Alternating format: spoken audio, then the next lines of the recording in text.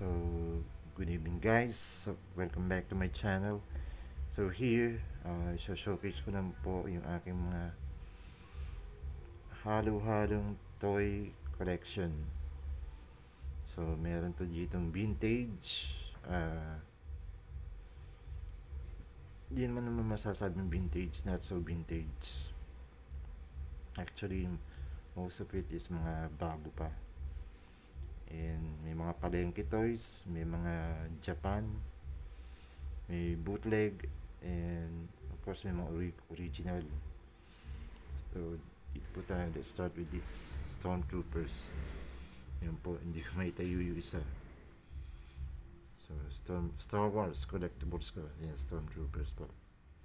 Yan, itong isa is original racing po ito. Yan.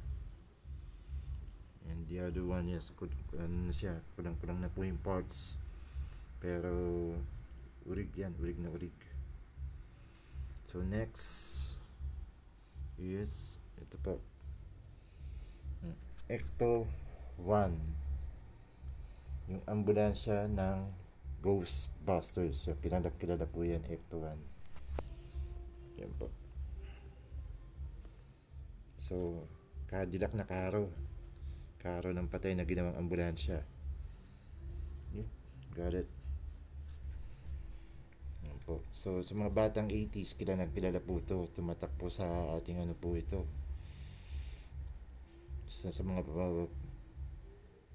classic movies nung 1984, Ghostbusters. Mismo yung soundtrack nito ni Ray Parker tumabu po sa takilya. So binili ko siya dahil sa yung nga po yung very nostalgic po sa akin to. Alaala ng aking teenage year. Yan po, ang Ghostbusters. So dito meron tayong very obscure figure. Yan po. So ito, dinala lang sa akin to ng isang bata. Galing hukay po talaga to. Nung una akala ko anito. So nung nalinis po ito ng batang babae nagdala po sa akin to, I bought this for 100 pesos din. Ito si Wally Beast ng Warriors of Ultra Realm ba yun? Nakalimutan ko na. Sa Wally Beast siya sa 1990s ano. Rubber po siya, made of rubber materials, pero in good condition. Yun nga lang po, may mga ano po siya dito sa likod, scratch. Pero all in all, good condition po siya. Yan. Talagang pan-display. Next, so we have here, yan, si Batman. Hindi makukumpleto ang iyong DC collection pag wala ka nito. Batman, of course. And we have here freebies from Jollibee, si Super Dog. At ngayon nga po, ito sa mga favorite character ko ng Suicide Squad, si Harley Quinn. Ayan, hindi ko mapakali na nakita ko to. Talagang binili ko siya napaka ganda ng figure. So ito very collectible to. Hindi ko alam na may price to. Mabigat siya. Pero nabili ko lang po ito ng 30 pesos. Pero nung sinearch ko po siya sa internet, ay may halaga po ito. Nakikita nyo naman po, solid po yung pagkaka-engrave nyo. Solid na solid. Ewan ko kung bakit mura lang nila binenta. Pero nakita ko yung price nito online is, wow, may halaga. Glass dome. Parang Doomsday ano to Yan. Isa sa mga obscure collection ko. Yan. Ito po, Dancing Iron Man. Palengke toy po yan. Pero nakakatuwa po siya. Ito, is binili ko dahil din sa pagiging nostalgic. Yan po, yung Volkswagen van. Yan. Kasi mahilig ako sa mga nostalgic figures. Yan po.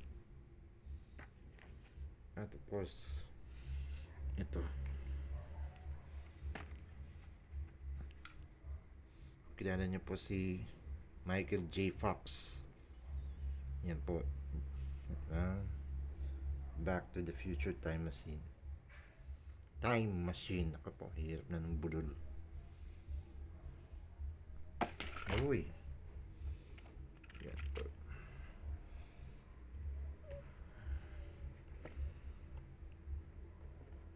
And ito. Padahin kita po ito. Sana. Pero kung makikita nyo, kahit padahin kita po siya, iba yung ano niya eh. Di siya datang padahin kitoy. Yun po. Nakakatawa po rito is yung error. Avengers 4 Age of Ultron. Pero padahin kitoy lang po siya. Okay. Na walang body po ito na maganda po yung figure kaya kinuha ko eh. Yan. Pero unbox yan. Hindi ko natanggal sa box. Malay mo barang araw magkaroon to ng value kasi ibang pala yung kitoys ngayon, may mga value na. So, at 20 years from now yan, siguro yung anak ko na lang magbebenta nito. Pero sa ngayon na showcase ko po sa YouTube, pagkatuan lang yan. So hopefully mag-viral. So yan po yung aking munting toy collection. Nagsisimula pa lang ako eh. Sana hopefully maparami ko siya.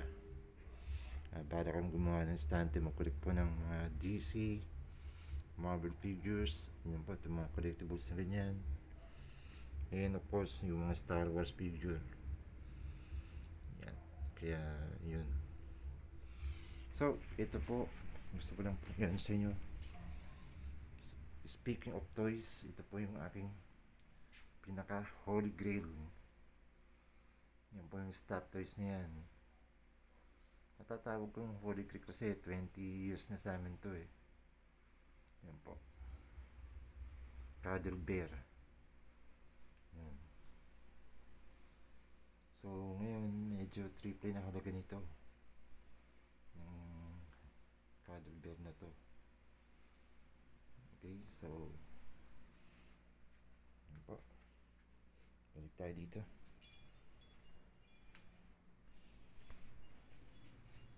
So guys, yan po ang aking munting toy collection. So nagsisimula pa lang po ako mangolekta ng laruan. Hopefully maparami ko po siya. At yung iba makolek, maibenta rin. Yan po. So once again, sana po please like, watch, and subscribe to my YouTube channel. So papalitan ko sana ng Kuya Abin yun eh. Pero sa ngayon, ang YouTube channel ko po, Marvin Freeman. Yun, EJ. So again, what's the meaning of Freeman? Pagiging malaya. So good night guys, and have a blessed morning ahead of you. Okay? Sorry. What can you say, Harley? Bye for now.